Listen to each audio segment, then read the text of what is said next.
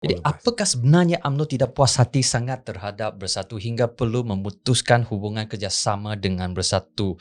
What is the trigger point? Adakah kerana Bersatu sentiasa memancing wakil rakyat daripada UMNO ataupun Bersatu mencabar kedudukan dominans UMNO ataupun kes mahkamah UMNO ataupun UMNO tidak selesa menjadi nombor 2 sejak berpuluh-puluh tahun jadi taikor, jadi nombor 1 ataupun isu lantikan kabinet pembahagian kerusi yang tidak seimbang khususnya di Sabah. Apakah sebabnya? UMNO tak syok sangat dengan Dia Bersatu. banyak sebab dia, Mr. Lam. Semua yang kamu sebutkan tadi merupakan faktor-faktor yang menyebabkan Yang mana paling berat? yang paling crucial adalah bagaimana layanan Bersatu kepada UMNO dari segi komposisi kabinet. Kabinet. Kalau kamu melihat kepada ratio dari jumlah kerusi UMNO dan juga jumlah kerusi PAS dan juga jumlah kerusi Bersatu, kamu harus memikirkan bahawa Bersatu, terutamanya Tan Sri Muhyiddin, perlu memikirkan bagaimana mengurus perasaan dan juga hati akar umbi UMNO. Tan Sri Muhyiddin perlu ingat bahawa undi orang UMNO, undi orang Melayu terletak pada UMNO. Kenapa saya katakan begitu? Jumlah kursi yang Bersatu bertanding 51 dan mereka menang 13. 13 saja.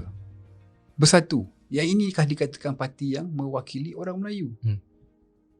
Selepas daripada itu, mereka cuma membeli undi, mewancing undi dan juga mereka mendapat ahli parlimen yang lompat. Dan bagi saya itu hanyalah satu it's okay, it's a political process. Because whoever yang melompat itu, they will face the wrath of the people in the PRU 15. But having said that, UMNO sebagai parti yang memegang undi Melayu terbanyak. Memang ada sebahagian saya akui yang lari semasa PRU 14 kerana isu besar yang dihadapi oleh UMNO. Tetapi kita masih lagi memegang berdasarkan bukti pada pilihan raya 14. Dan Tan Sri Muhyiddin harus memikirkan bagaimana untuk memastikan orang Melayu UMNO ini di komposisinya tepat dalam kabinet. Saya mengambil kira soal bagaimana UMNO hendak memberi servis kepada rakyat. Hubungan UMNO dan Bersatu, seperti saya tahu, mengambil masa untuk dipulihkan. Kerana kami baru lepas berseteru. UMNO mengambil jalan untuk bersama-sama dengan Bersatu hanya kerana mereka memikirkan soal rakyat yang terpaksa menghadapi COVID ketika itu. Sekiranya kita tidak bersama untuk menubuhkan sebuah kerajaan bersama Bersatu, the government machinery won't work. While we are facing this pandemic, kita perlu mengurus kerajaan, kita perlu mengurus bagaimana untuk memerangi COVID. Tanpa kerajaan kita tidak boleh.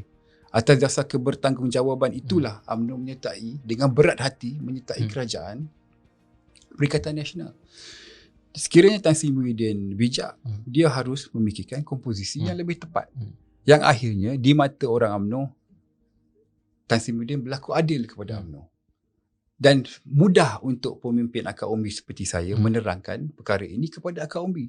Tetapi apabila perkara ini tidak diurus dengan baik oleh Tan Sri Muhyiddin, pemimpin akar umbi seperti saya juga menghadapi masalah untuk menerangkan kepada akar umbi. Jadi kita menghadapi tekanan daripada akar umbi mengatakan bahawa apa yang dibuat oleh Bersatu adalah apa yang dibuat oleh kepimpinan Tan Sri Muhyiddin tidak betul. Jadi pada pandangan saudara Bastian, apakah sebenarnya sebab Tan Sri Muhyiddin membentuk kerajaan yang membentuk kabinet yang nampaknya bersebelah pada Bersatu? Adakah tekanan yang datang dari Pok Azmin Ali ke, ataupun apa sebenarnya, apa rasionalnya pada pandangan saudara? Saya tidak pasti. Kalau saya menjadi Tan Sri Muhyiddin, saya akan pastikan bahawa UMNO diwakili mengikut jumlah ratio yang tepat. Supaya di mata rakyat saya tidak akan dipersalahkan dalam soal ini. Dan memudahkan pimpinan UMNO untuk menerangkan kepada akar umbinya. Kita juga sebagai pemimpin UMNO, pemimpin akar umbi UMNO, kami menghadapi tekanan daripada akar umbi. Bagaimana saya katakan di awal tadi, bahawa UMNO mewakili orang Melayu. Suka tidak suka, perkara ini perlu diakui oleh even Bersatu. Jadi, adakah kemungkinan hubungan UMNO dan Bersatu pulih semula dan bukan lagi berpatah arang berkerat rotan? Ia bergantung kepada cara dan juga keputusan dan kepimpinan Tan Sri Muhyiddin.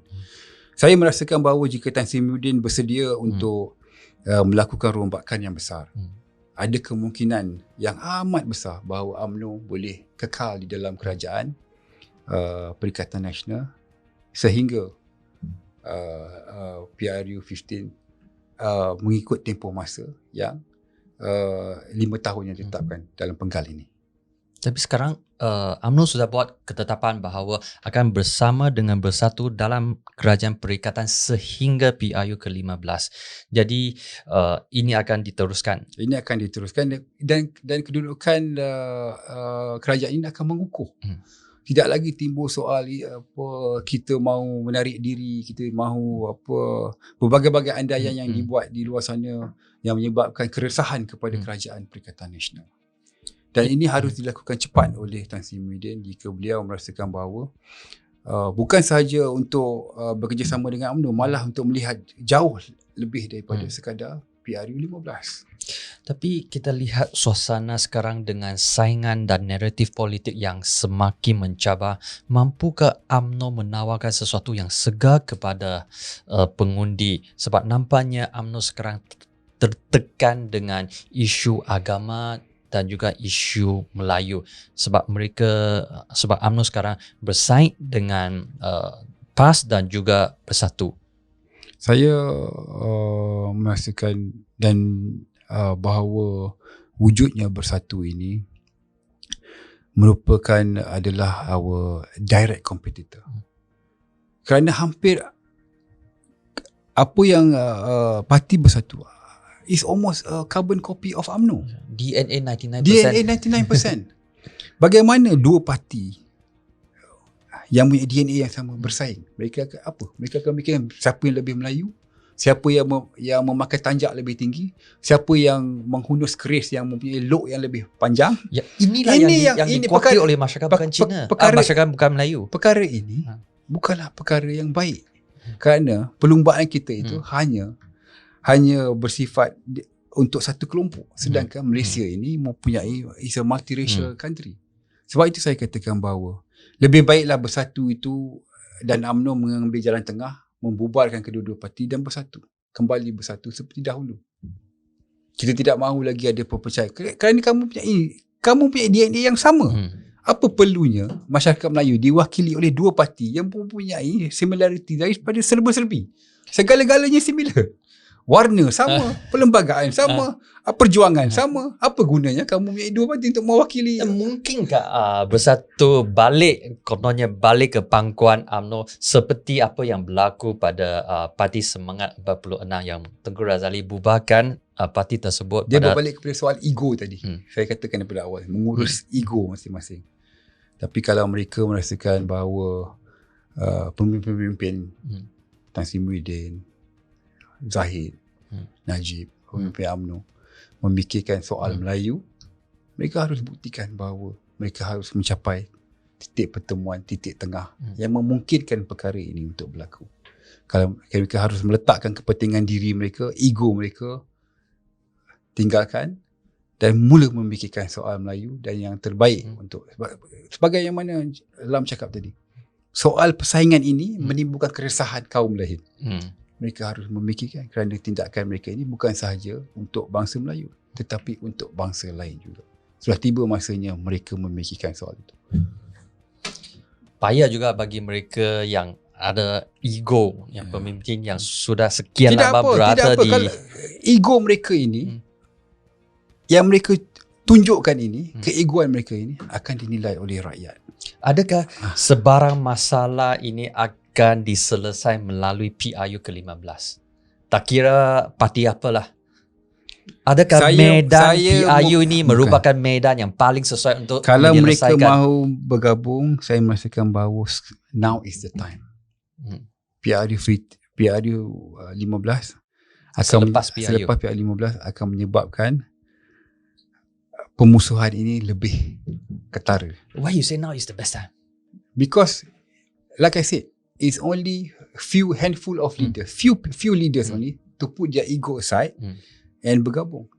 Berbanding kamu membawa kita ke medan pertarungan dan kemudian baru kamu hendak bersatu. Kerana kamu baru lepas bergaduh dalam PRU 15. Bagaimana kamu hendak bersatu? Tapi lepas bergaduh baru boleh bezakan siapa yang di upper hand, siapa di lower hand.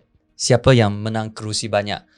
Yang menang kerusi banyak tu suara lebih besar. Itu tidak berlaku dalam PRU 14. Perseteruan itu lebih teruk. Sehinggalah kerajaan PH jatuh, mereka tidak punya pilihan dan UMNO terpaksa merendahkan diri dan mengatakan bahawa kita harus selamatkan negara ini kerana COVID-19 dan terpaksa form government with musuh kita.